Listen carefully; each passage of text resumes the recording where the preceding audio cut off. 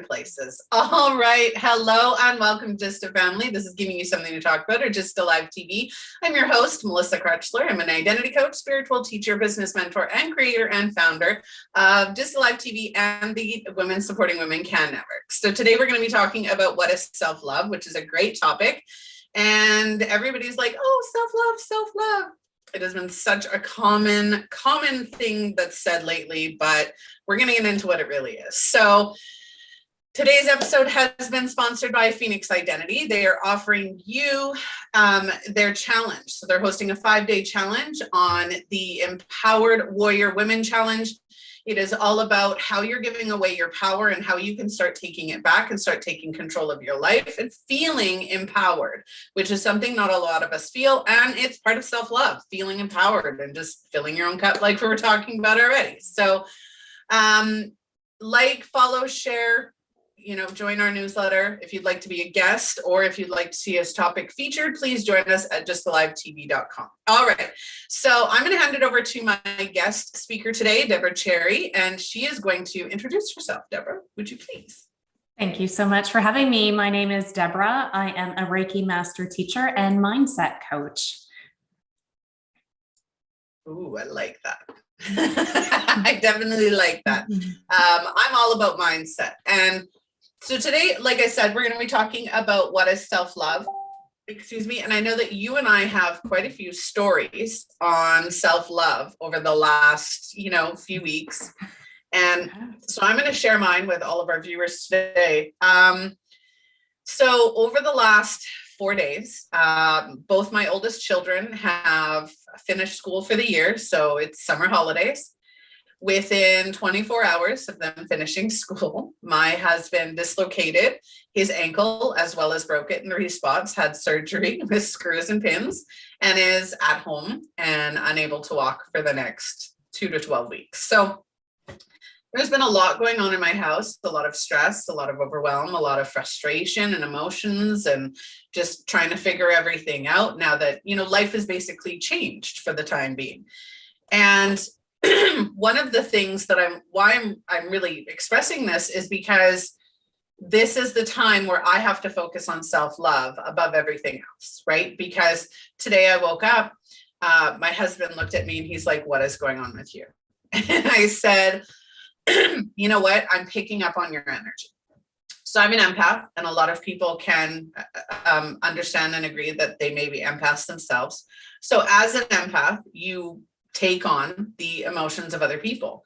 And so I've been taking on my husband's emotions, my children's emotions, because normally I don't cut them off of my energy. I just allow it to flow so that I know how to help them. But with everything going on, that energy is being very overwhelming, plus all the changes for me. My daily routine has been changed. My ability to spend quiet time for me has changed. And so I'm overwhelmed and I'm frustrated today. And he pointed it out. He noticed it right away. I noticed it, but of course, processing. Self-love is not, everybody thinks, I'm going to just segue into something else. Self-love isn't what everybody thinks it is. Most people think that self-love is going to get your nails done or your hair done or, going shopping or whatever it looks like to, make everybody else think that you love yourself. And that's really not what it is. What are your thoughts, Deborah?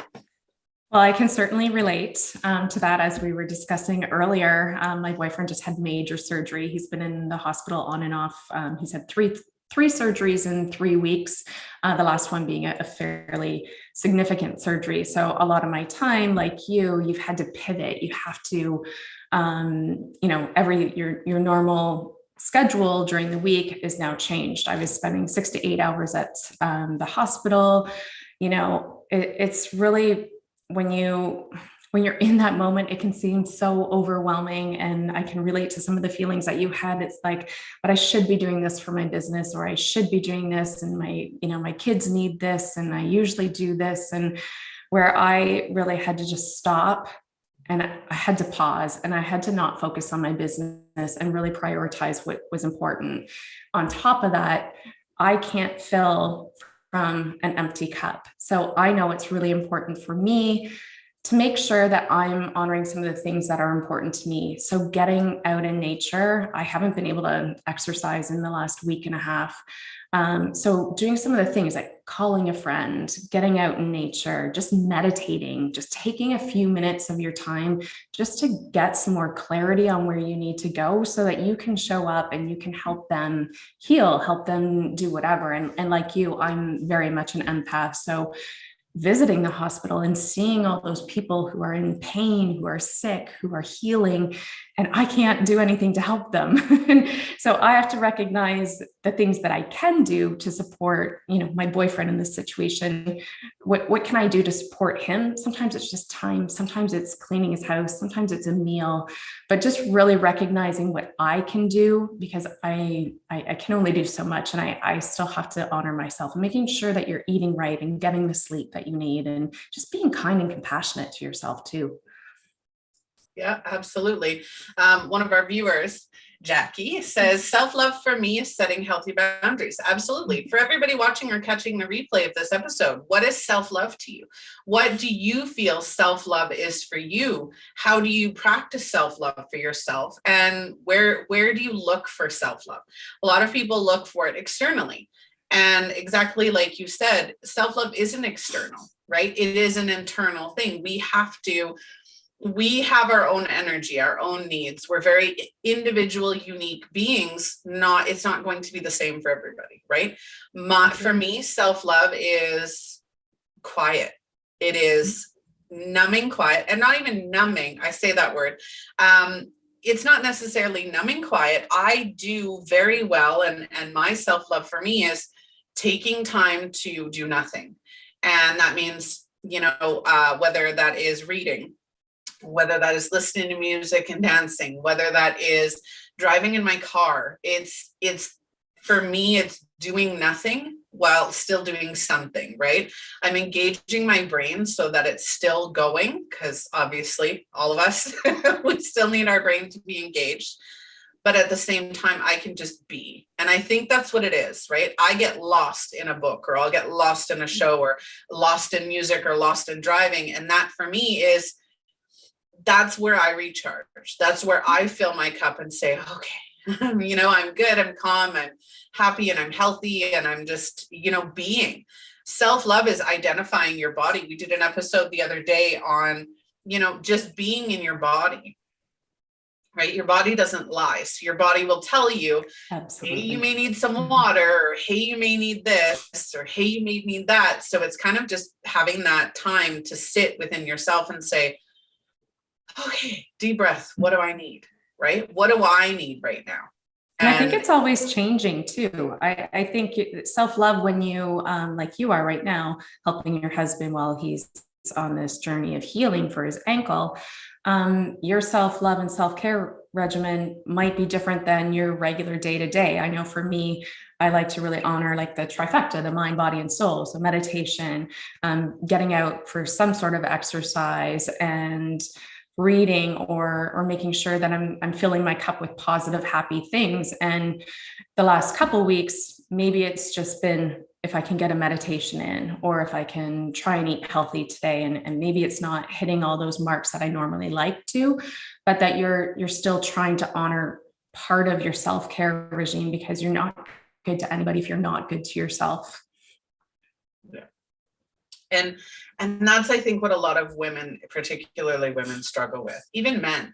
Have you ever seen the TikTok that's gone around? And it is a woman, and she says, do you remember when you were younger and your parents told you that in order to do something fun, or in order to watch TV or play video games or go outside and play, you had to finish your chores first? You had to make sure your chores were done every day before you got to have the fun or the snack or the dessert or whatever that was, right? Right. Now, she followed that up with saying, so now that you're an adult, do you have fun, or do you always have something else to do? And I think we have that, and not to blame our parents or anybody else. It's, when they things did the like best that they could. right. But that's something that we're conditioned into following, right? Is Yes. in order to relax, in order to be myself or have fun or do anything that I like to do, I have to make sure that everything else is done. I know for my husband, he's very much that way, where he has trouble relaxing. He actually feels guilty relaxing. Mm-hmm. Because there's always something that he could be doing or should be doing. So now you have him lying on the couch, can't move very well. And even if he does, he's supposed to have his leg up for the next 2 weeks. So he gets up, go to the bathroom, go for a cigarette, whatever it is that, he's doing. He's so frustrated though. I know. I think it's hard in this day and age when we're always on the go to actually slow down.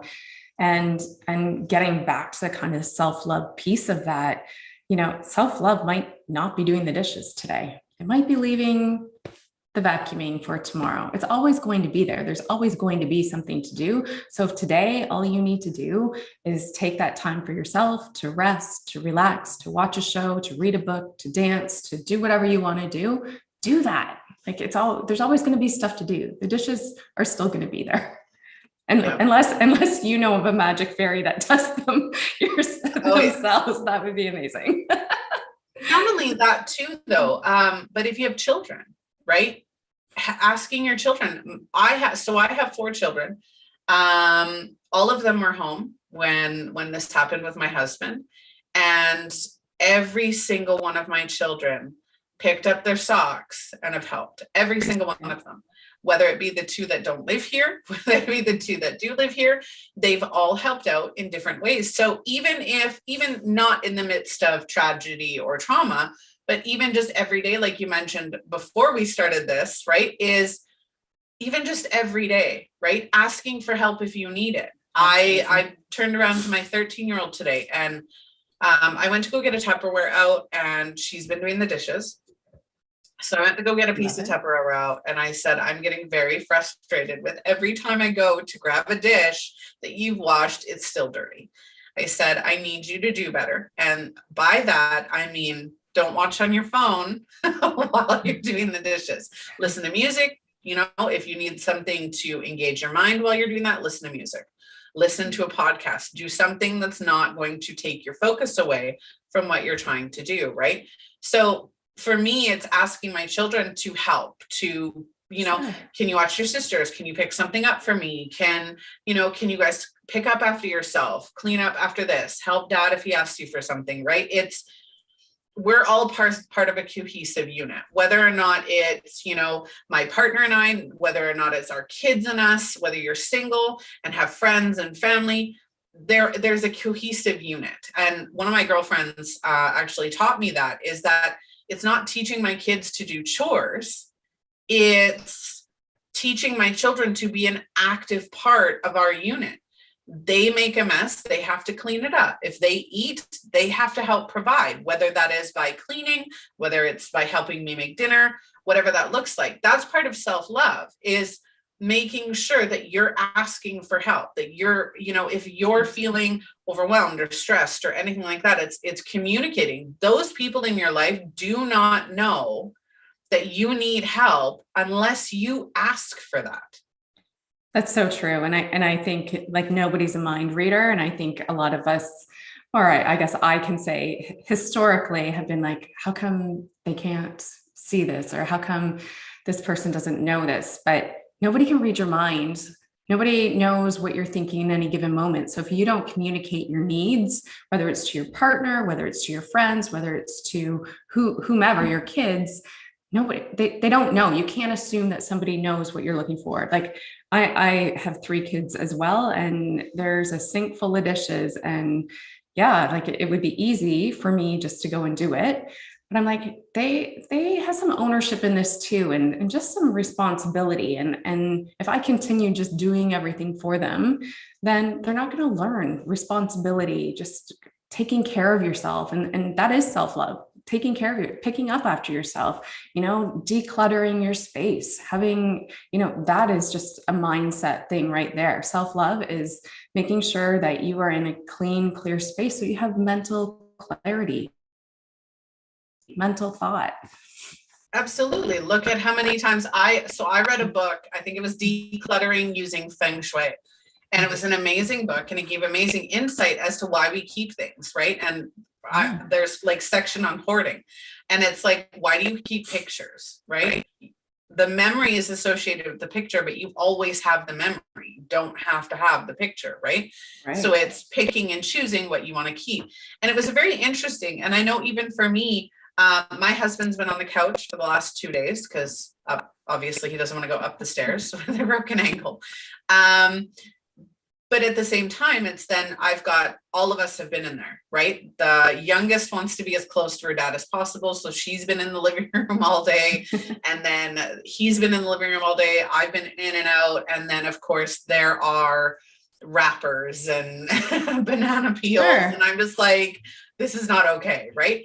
And I notice I get frustrated, right? If you have spaces in your house, like if my bedroom is cluttered, I get very frustrated because my office is in here, my bedroom's in here, my clothes, right? If they're not kind of where I need them, I start to get frustrated and I start to get overwhelmed. Where do I start? What do I start with, right? So keeping up every day with 1 or 2 or 3 things. So we do have a couple comments, but before we get to that, my mother-in-law taught me 12 years ago that every day she does 3 things. Doesn't matter what those 3 things are. Every day she writes 3 things that she's done. And she feels accomplished and successful in herself every day, as long as she accomplishes 3 things, right? Now, part of self-love is making sure that you are doing things for yourself, right? Mm-hmm. So getting out of bed, having a shower, right? Making sure that you eat, connecting with a friend, reading a book, right? Whatever you choose, pick 3 things. And you're right. You had said earlier, the dishes don't get done today. They'll get done tomorrow. Yeah. Right? If you do half of them today and half of them tomorrow, right? Or pick one thing. You don't have to spotlessly clean the house every day, right? Right. Go at the end of the day, pick up a handful of things and tidy it up a little bit, right? And it makes a huge difference. So we do have 2 comments. So does trans women have self-love? Absolutely. It doesn't matter your gender. It doesn't matter what you identify. It doesn't matter your race. Everybody should and could have self-love. It is a mindset choice as to whether you do it. Absolutely. If you are struggling and unhappy, then you probably aren't doing it. And we'll go into that next, is symptoms of not having self-love for yourself and self-care, right? I used to make sure my home was clean before I left on holidays. This time I didn't. I left my house in a mess. I said to myself, I'm going to have fun and the housework will still be there when I get back. Absolutely. Right. I love it. Yeah. I love it. Go have fun. You're meant to be living a life filled with joy. So start doing some of those joyful things. And like we said, it'll be there. It'll be there. Yeah, exactly. So going into that, so what do you think some symptoms of, and self-love and self-care for everybody watching are one and the same. They can be different depending on, right? For me, self-care, self-love, I love getting my nails done. Do I have to do it? No, I love doing it because it makes me feel good. I'm not trying to impress everybody else, but I do it because it makes me feel good, right? Having my hair brushed. Right? I love doing that. Self-care and self-love, like I said, are very similar. There are a couple differences. We'll get into that momentarily. But so what do you think some of the symptoms of not having self-love or not practicing self-love are? Sure. I think it's personal for everyone. I believe we are meant to live a life filled with joy. So if you look in the mirror and you are not saying nice things to yourself, that is not self-love. If you are putting yourself down, if your relationships are maybe even troubled, maybe failing, maybe you're not building yourself up enough. Maybe you don't know your self-worth. Maybe you don't tell yourself that you're enough. Are you physically, how do you feel in your body? What is your body telling you? Your body tells you so many things, and not a lot of people take the time to listen. Are you nourishing your body the way that it needs to? Are you listening to your intuitive nudges of what you could be doing to support your self-love? And just on a day-to-day, ask yourself, how am I feeling? How can I show up better for myself today? And the answers will be there. You just have to be willing to listen. Yeah, absolutely. I love all of those. And you covered most of them. For me, one of the biggest things, and I'm going to explain self-love, but you'll kind of get an idea of what is not self-love by me explaining it, is for me, self-love is unconditional self-love. And when you unconditionally love yourself, you are confident, you feel powerful, you feel empowered and capable, and you have the confidence and courage to make decisions and take steps, right? You're not filled with self-doubt and questioning every decision you make. Self-love for me is really just, especially the unconditional. I have unconditional self-love. Does that mean I like absolutely everything about myself? Absolutely not. I do not like that I'm overweight or that I, have rosacea, but that doesn't change how I feel about myself. I don't have to like everything about myself. You can unconditionally love your children and not like everything that comes out of their mouth or everything that they do or every choice that they make, but you still love them unconditionally. And I said this on another episode, is if you look at your child, right? If your child is sitting up on a stage, right? And you unconditionally love your child, and you have a group of people judging your child, right? And saying things about their looks, their mannerisms, their identity, their gender, whatever, their race, any of it, right? Is that going to change how you feel and how much love you have for that child? Most likely not, right? But if you look in a mirror, like you said, it's one of my favorite practices, is if you look in a mirror and you're saying hurtful things to yourself, if you're saying you're an idiot, you're ugly, you're stupid, nobody likes you, you're never going to find a partner, you're never going to do this, you're never going to do that, that's not unconditional self-love. I always go back to the question, like, would you say it to your best friend? When you look in the mirror or when you're talking to yourself during the day, we all do it. I talk to myself all the time. What are you telling yourself? Positive, happy thoughts? Like, would you say what you're telling yourself to a friend? Because you are your own best friend. And are you willing to do the work to go past those limiting beliefs, to create your best life, to show up as your best self, to love yourself enough and do the hard work? Because self-love is not easy. It's going to ask you to ask yourself some hard questions about maybe why you feel this way about yourself. And then from there, you get to choose how you want to show up, like you said, confident, empowered, and then start making decisions in your life based on your best self. Yeah, absolutely. And I love the best friend analogy too, right? Either way, the person you love the most, whether it's your partner, your child, your parents, your best friend, ask yourself how you'd speak to them. And it is so important. No matter, so all of my clients, that's one of the first things we do is I want you to take a mirror and I want you to look in that mirror and I want you to talk. I want you to write down or say everything that comes to mind when you look, even taking a selfie, right? Because looking in the mirror is one thing. Taking a selfie and looking back at it, that is the most judgmental thing we do to ourselves all the time. I'll take 100 selfies, maybe to like one. Maybe I'll like one, right? And we're so judgmental of ourselves. That's not unconditional self-love. That's not treating ourselves or making ourselves a priority, right? So we're talking about what is self-love? So self-love as an identity, right? As who am I? What do I love? The way we speak to ourselves, the way we treat ourselves. But self-love isn't just internal. It's not just internal. We did touch on this a little bit, is communication. Right? How are we communicating our needs? How are we communicating? If you look at somebody else and they're judging themselves, what are you doing? Are you agreeing? Are you, I just had totally yeah, I went blank there. How are you supporting other people in their journey of self-love? Exactly. How are you showing up? Because somebody who's really confident and somebody who's really empowered and should be showing up for other people. And it's how you treat people, because how you treat other people, how you communicate with other people, how you, I hope not to say judge, but how you look at other people is just a reflection of how you feel about yourself. So if you're judging somebody on their weight, then perhaps you maybe don't have a healthy relationship with your own weight. Or if you, in the flip side of that, think somebody's really beautiful and you tell them that, that's also a reflection of how you feel about yourself, that you probably have a pretty healthy self-confidence to be able to say to somebody like you're really beautiful.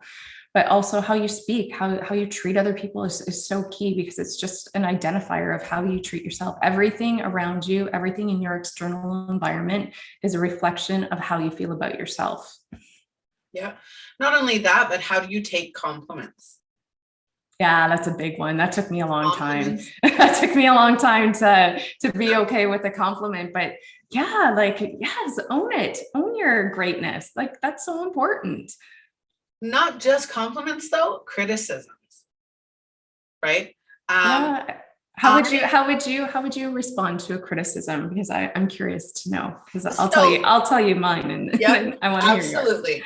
So I'm really good with them. I used to do 4-hour Facebook Lives doing readings, and people would come on, and I had one guy come on, and I remember he was calling me just a bunch of horrendous things and making fun of me. And I just sat there and I turned around and I said, that's your opinion. I said, that's absolutely your opinion. And I respect and honor your opinion. But your opinion doesn't need to reflect how I feel about myself, right? Absolutely. When you criticize somebody, or if somebody's criticizing you, even if it's constructive criticism, our instinct emotion, right? Our reaction, because emotions are reactions. Our reaction is to defend ourselves. It's to, attack that person like they've attacked us, or we feel attacked, when that's not really what it is. When somebody is giving you criticism or constructive criticism, it may not be, my first question is, okay, are they intentionally trying to hurt my feelings, or is this something they actually believe for themselves, right? If somebody tells me, Melissa, your hair looks crazy like that, I'd be like, okay, I like it, but your opinion is yours, right? I don't believe other people's opinions are invalid. I believe everybody has an opinion. It is valid, no matter who you are, what your opinion is, but I don't have to switch your opinion. Your opinion doesn't have to change anything about me. Absolutely. And it's that agree to disagree, right? If somebody says, hey, Melissa, you did really good work on this presentation, maybe think about switching this. Or maybe, raise your voice, or tone your voice down and use a very calm voice, whatever that looks like, right? My question always becomes, what's the intention behind their comment? Yeah, I think you've touched on a few things. I think a judgment is always a mirror for you. So if somebody's talking about your hair or my hair and they're criticizing it, then that has absolutely nothing to do with me. I think it has more to do with you than it has to do with me. And I don't have to take that on. I can just say, oh, that's your interesting perspective. Again, like you said, it's not valid, but it doesn't have to affect your day. It doesn't have to bring you down. And I would also ask the question, is it true? Is what this person saying about me, or is this thought maybe that I'm feeling about myself, is it true? Is it true that I have bad hair, you have bad hair, like whatever, or whatever that might be? And I do agree with, I believe there's a response or a reaction, and a reaction is usually a knee-jerk reaction. It's usually a trigger from unhealed trauma that we have about ourselves. Or there's a response where sometimes no response is a response. I believe. I don't believe I need to show up to every conversation I'm invited to. And like you said, that's their opinion. that might be true for them, but it doesn't have to be my truth. And I don't have to take that on. Exactly. Reaction is emotional. So if you ever wondered, for anybody watching, if you've ever wondered, a reaction is an emotional reaction to something. It's immediate, it's instinctual, and it's emotional, right? That's instant emotion, right? Somebody says something to you and you want to punch them in the face. That is an emotional reaction. If somebody says something to you and you have that emotional reaction, because trust me, even if you have the best mindset, you're still going to have that emotional reaction. I'm very volatile and vindictive. I've said it throughout the show hundreds of times, and I will continue to say it. I'm very volatile and vindictive. And when I'm in a space of hurt, my instant reaction is, I don't care about you. I don't care about your thoughts. I don't care about your feelings. I don't care who you are. My instinct says to hurt you worse than you've hurt me. That is my instinct reaction. But I've learned to control that, right? When you have unconditional self-love and you're having conversations with people or situations or things come up, you learn how to control your emotional reactions so that you can respond, right? There was a gentleman who did a video and it was all about bullying. And so he had this teen girl come up on the stage with him and he said, bully me, I want you to bully me. And let's see who wins. And she starts to bully him and he plays along with it. And she's like, you're ugly. And he goes, I know, but so are you. Right. And it was just this back and forth. And she ended up winning. And then he said, okay, now let's do this again. And they did it again. And she goes, you're ugly. And he says, we can't all be as beautiful as you are. And he didn't engage with her as a reaction. He engaged with her as a response. And it was he won immediately. Like she was so shocked at his responses that she had nothing else to say, right? She was in shock. And that does happen when we have the reaction versus the response. The response is a logic, right? It's, okay, this person might not be trying to hurt my feelings. So I'm going to respond by saying, you know what, that's an interesting perspective. I didn't think of it that way. Thank you for sharing it and move on. Right. Yeah. Our reactions are instinctual and they cause a lot of trouble. Reactions cause a lot of trouble.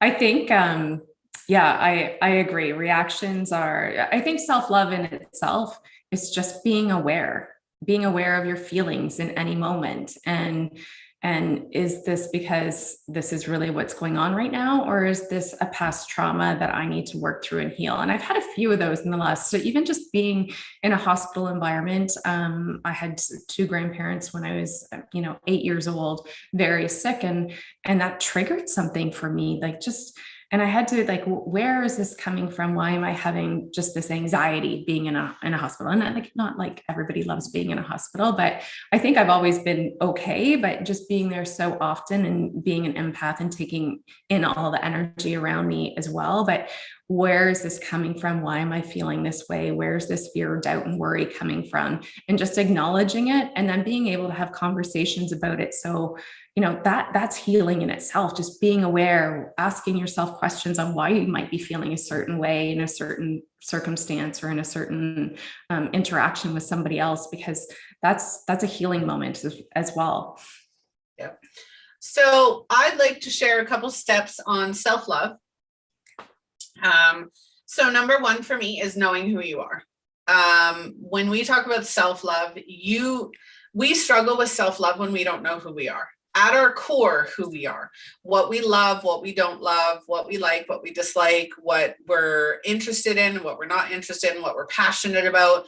Knowing who you are is the first step of self-love.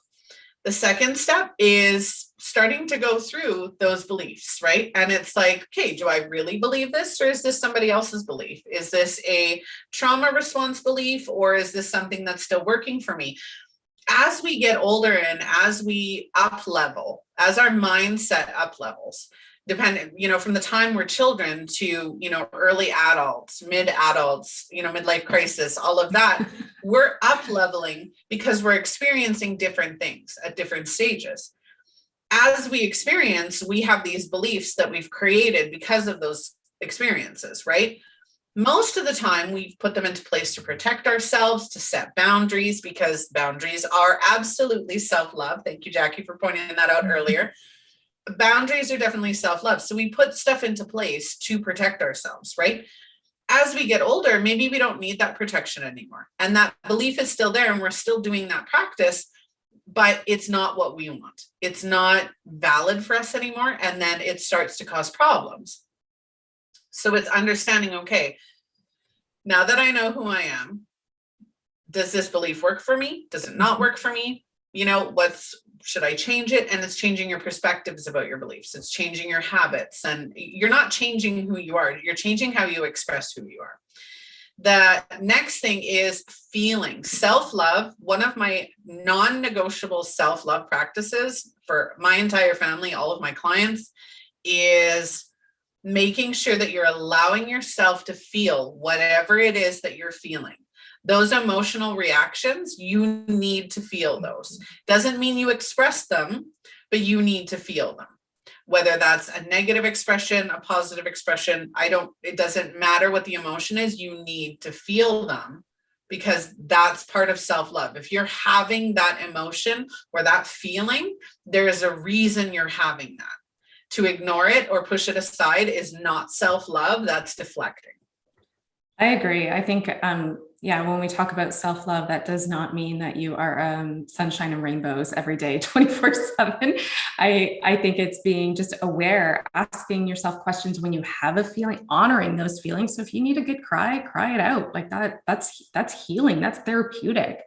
If you need to journal it out, if you're super angry, go punch a pillow. Like, it doesn't mean that you don't have negative emotion. It's just navigating those situations maybe in a little bit more of a constructive way. Yeah. And it's all about, self-love and honor, right? It's honoring ourselves. If your partner is feeling a certain way or your children are feeling a certain way, how often do we tell them, get over it? Right. I don't do that anymore. I have, but I don't do that anymore. Because I realized that, right? That's part of the self-love process, is knowing, okay, you're entitled to feel that way. If my daughter comes up to me and she says, and she's in a bad mood, I'd be like, hold up. Hold up. You are entitled to feel whatever it is that you're feeling, whether you're mad at me or mad at somebody else or upset with the world. It doesn't matter. So you are entitled to feel whatever it is that you're feeling, but do not put that feeling on me. I am not the cause of that feeling nor the creator of that feeling. That is within you. You need to hold on to that and figure out why you're feeling that way. And then once you're calm, we'll talk. I like that. I think that's so key, that nobody can make you feel a certain way. It all begins with you. And that's when you start to become more aware of every thought, every feeling that you have, all begins with you. And then you get to ask yourself questions on why you're feeling that way, or what would you like to feel instead? And self-love, like you said, like, who are you as a person? I always encourage people, like, write down 50 things that you like about yourself. And at first, that's a very difficult exercise to do, because you're like, I'm talking about like the color of your eyes, like everything, like pick everything that you love about yourself, and then examine the things that you don't like about yourself, and how can you shift those thoughts and affirmations, or what are some things that you can do in order to improve on your self-image. And it all starts with the mirror. Can you say, when you look at your reflection, that you love yourself? Because it all starts with you. Yeah. So I'm overweight. I know I mentioned this at the beginning of the episode, and I mentioned it on other episodes. Majority of my weight is in my stomach, and it is what it is. Now, self-love. Here's a great example, right? If somebody, and I grew up in it is interesting. Majority of my family, not majority, but a good portion of my family was overweight. And yet, as I was growing up, in my early teens, preteens, it was, Melissa, you need to lose weight. You need to lose weight. You need to lose weight. And I gained weight because of trauma. Mm-hmm. And it was a trauma response, me gaining weight. And it was always, you need to lose weight. You need to lose weight. And I remember once that I wasn't treated very well because of that. And as I got older and as I lost the weight and gained the weight and lost the weight and gained the weight, and then I had all my kids and couldn't lose the 20, 30 pounds that I gained from each of them. And so it ended up where I am now. And even 5 years ago, I was not happy with myself. I wasn't happy with the way that I looked. I wasn't happy with my weight, and I was embarrassed of it and everything else. And now I sit there. Do I like pictures? I've never liked pictures. I've never been a picture person, but I'll do them. But now I look at myself, and if somebody comments on my weight, their opinion of my weight doesn't change whether or not I deserve to be loved. Absolutely. And I think that when you find self-love, especially unconditional self-love with yourself, right? You start to understand from a higher perspective, from a higher way of thinking that, their opinion doesn't mean I'm unworthy. Their opinion doesn't mean that I'm any less, that I'm not deserving of being loved or being accepted. And then you start finding other people who feel the same way, right? And who will love and acknowledge and accept you for who you are. And then it starts growing. I know that I am one of the least judgmental people that I know, because I can look at any person walking down the street and go, I can understand your story. And I think what a lot of people forget, or a lot of people aren't aware of, is that we are all the same. At the very core of our essence, we all came from this universe, spirit, God, whatever you want to call it. And I'm not going to get into religion or anything like that, but we are all the same. At the core of our being, we are all the same.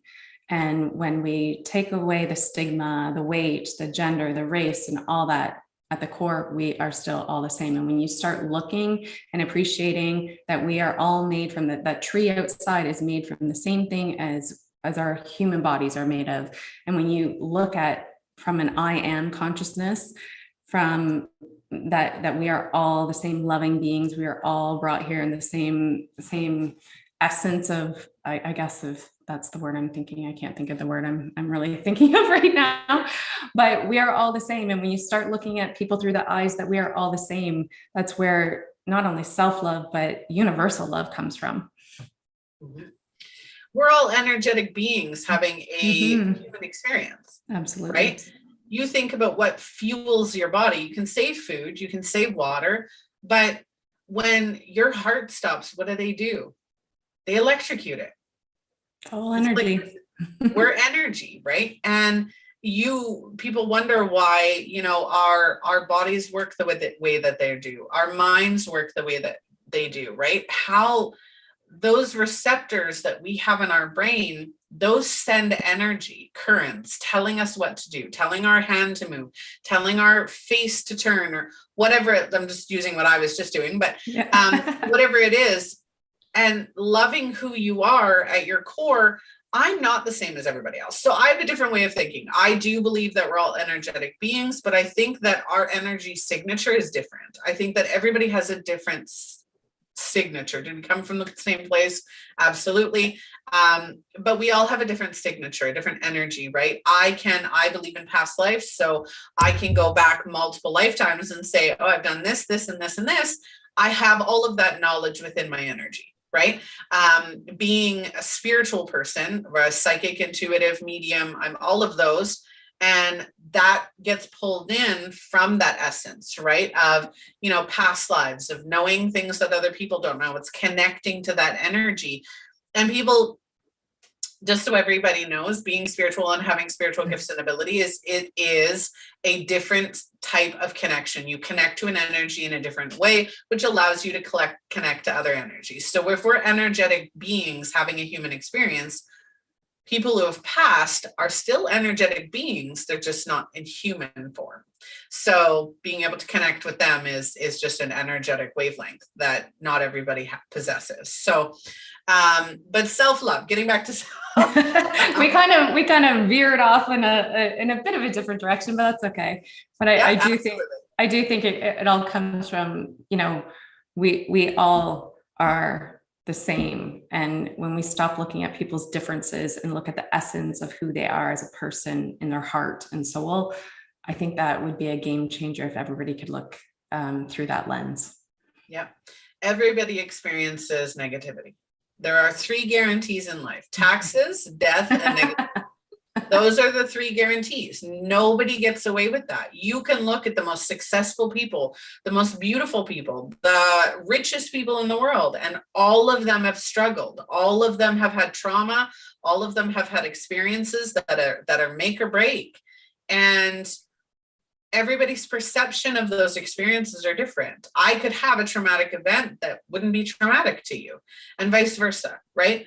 Loving yourself is understanding that you are an individual. You have different perspectives, different mindset, and what you look like on the outside is just your appearance, right? It's just another unique aspect to who you are. I can go down the street and I can meet 10 different people, and 7 of them are probably going to be wives, mothers, and daughters. You know what I mean? Like, not all of us, our roles are not who we are. And that is one thing with self-love I absolutely love to talk about, is the fact that we are not our roles and titles. Just because I'm a mother and a wife, those are titles and roles that I subscribe to, that I enjoy, right? I'm an ambassador of those roles. Sure. Those roles aren't me.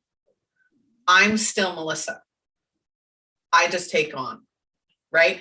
If you have, I'm a coach, I'm a mentor, I'm a teacher, those titles aren't who I am, right? If you go work at if you go work for the garbage man and you work on a garbage truck, that's not who you are. Not who you are.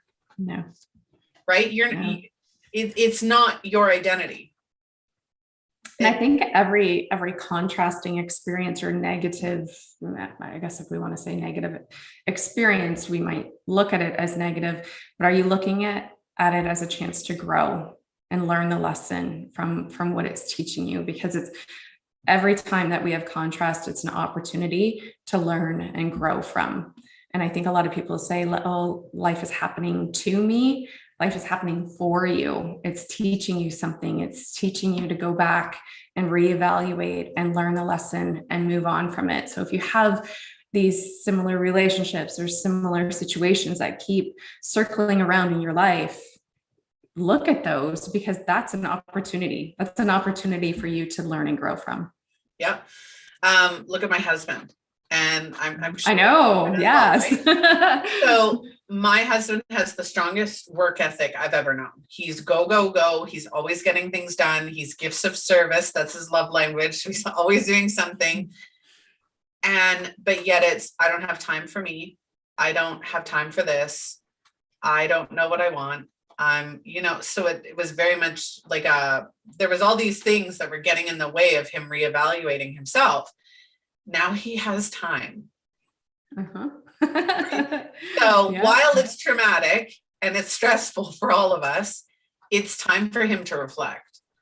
Absolutely. I said the same thing to my boyfriend. He's very much into or supportive of everything that I do, which Reiki and energy healing is one of them.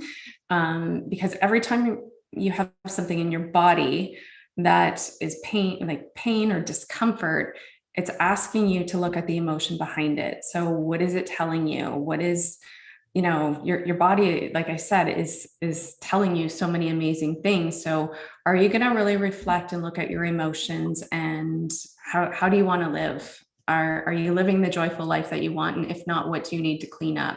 What kind of emotions do you need to heal in order to move forward? Because your emotions, when stuck in your body, become dis-ease, and that's what your body's telling you. So are you, like you said, are you willing to reflect? Are you willing to start taking care of yourself? Are you living the life that you're meant to live? And what are some things that maybe you need to clean up? Like you said, he doesn't typically take care of himself or make time for himself. Well, the universe just gave him a big chunk of time.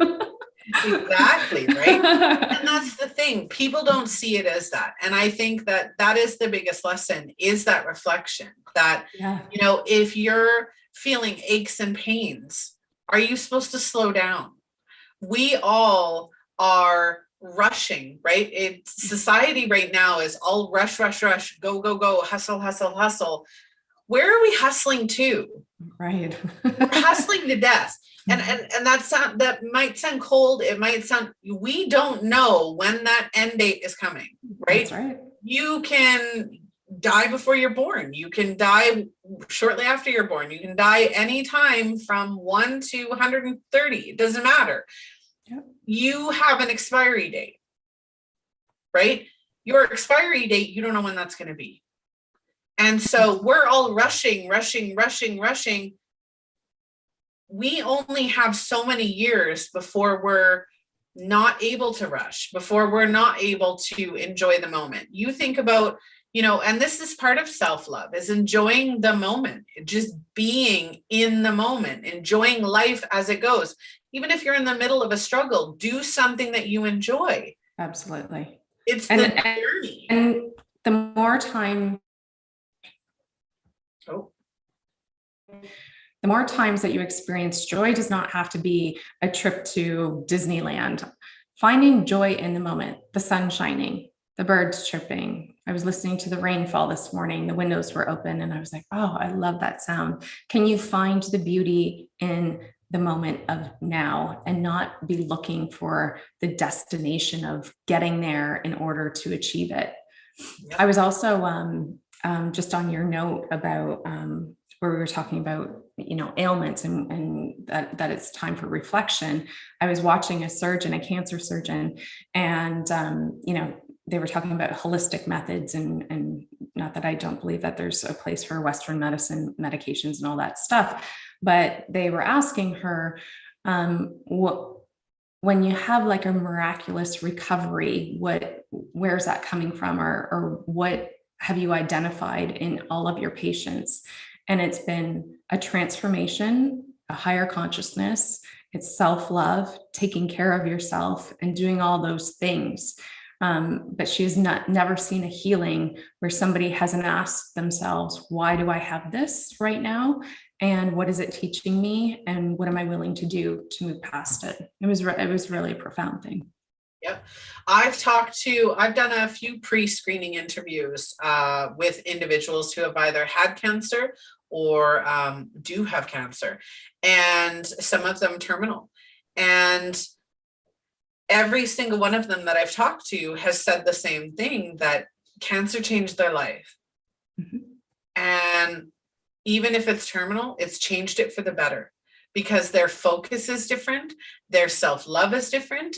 They're honoring themselves. They're honoring their body. They're honoring the time that they have, because time's never guaranteed. And so it was interesting to hear that perspective of, now I'm doing things for myself. Now I'm putting myself first. What happened, and I will challenge all of our listeners, what would happen if you got a diagnosis today, a terrible diagnosis, a life-threatening diagnosis, terminal diagnosis? How would your life change? Would you start putting yourself first? Start watching videos or listening to podcasts of people who have had terminal diagnoses or life-changing diagnoses. You look at kids. How many kids in hospitals are diagnosed with cancer, leukemia, all of these other horrifying diseases? They're still smiling. They're still having fun. They're going out and they're putting themselves first. What if you could start living like that now? It's a choice. That's a choice. Every day is a choice. Mm-hmm. You get to make that choice every day. Yeah. Every moment, actually. I love it. Yeah. Every moment. Every moment of every day is a choice. So you get to choose. Yeah. And a lot of people will stress out. Finding your self-love doesn't have to be hard. It is a journey. What I mean by it doesn't have to be hard is it's one moment at a time. It's one choice at a time. It's not changing everything all at once. It's not working on everything all at once. It's a process. It's just taking that first step and saying, in this moment, I'm going to do this. If the next moment you do something different, then the next moment you do something different. Every moment is a new opportunity. And you'll fall backwards, you'll fall forwards, you'll be all over the place trying to do it. But truly finding self-love is unimaginable. It's hard to even explain the level of awareness, the level of love and judgment-free space you hold, not only for yourself, but everybody else. Absolutely. I like that. Yeah. It definitely changes your relationships too. Oh, for sure. Absolutely. When you start loving, I will tell you from my journey of, before I started this journey of self-love, you know, we talked about energy. Energy attracts energy. You're attracting like-minded energy all the time. So if you find yourself around really negative people, maybe you need to examine your relationship with yourself and how you treat yourself. And when you start on this journey of really honoring yourself, your space, maybe your goals, where you want to go, and you find that your core people aren't supporting you in that, as you grow in self-love, your relationships change because you start attracting more like-minded people. You start attracting, there's a reason that you and I attracted one another, Melissa. Like there's always a reason, there's always a synergy, because you are attracting like-minded people who are thinking the same about themselves. And it's prolific, it's dynamic, because it changes your family, how you look at your family. You might like your family, you might not like your family, doesn't matter, but it will change your relationships 100%. And I've noticed, like, you go through groups or you start attracting new people into your life based on what you're admitting in your own self-love. So it's a journey for sure. And some people say, well, how are you so easily, able to say goodbye to those friendships or those relationships? But again, it comes from a place of empowerment. How am I showing up as my best self? And is this person adding value to my life or not adding value to my life? And then I get to make the decision on who I want to surround myself with. And generally, you want to surround yourself with people who are on the same path as you, or in the same space as you, or even better than you. Actually, hanging around somebody who's better than you is even better, because it just causes you to up level and rise above. Yep. I know that I've let go of many relationships over the years, and majority of them were because I didn't like the way I felt with them. Mm-hmm. And, it wasn't, oh, I don't like you, or, oh, you did this, or, oh, you made me feel this way. It's no, I don't feel good around you. Right. And that's holding yourself accountable. And with self-love too, it is holding yourself accountable and knowing that your emotions are your own. Nobody can make you feel a certain way, like we said at the beginning of the episode, and really just focusing on, how do I feel? Right. And is it there? It's nobody else's fault. Like, if my husband says something and I emotionally react and I feel a certain way, that's not on him. No. Now, if he says it knowing that it's going to hurt me, totally different ballgame. But again, that's communication, right? Yeah. And going through that process of the communication and finding out what works for you and what doesn't work for you and what you like and what you don't like, up-leveling your relationships, even your opportunities, right? If you're in an opportunity, or not an opportunity, but if you're in a situation that you feel stuck and stagnant, number one, your emotions will keep you stuck and stagnant. You are, and I'm not going to get into that one. That's part of my challenge. If you want to know the way you're giving up your power, you go take a look at the challenge that's sponsoring today.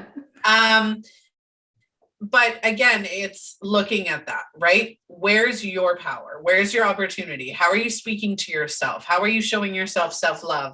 How are you expressing that and projecting that out into the world? Your relationships, your opportunities, your finances, your careers, your business, your family, your friends, your partner, your spirituality and self, your identity.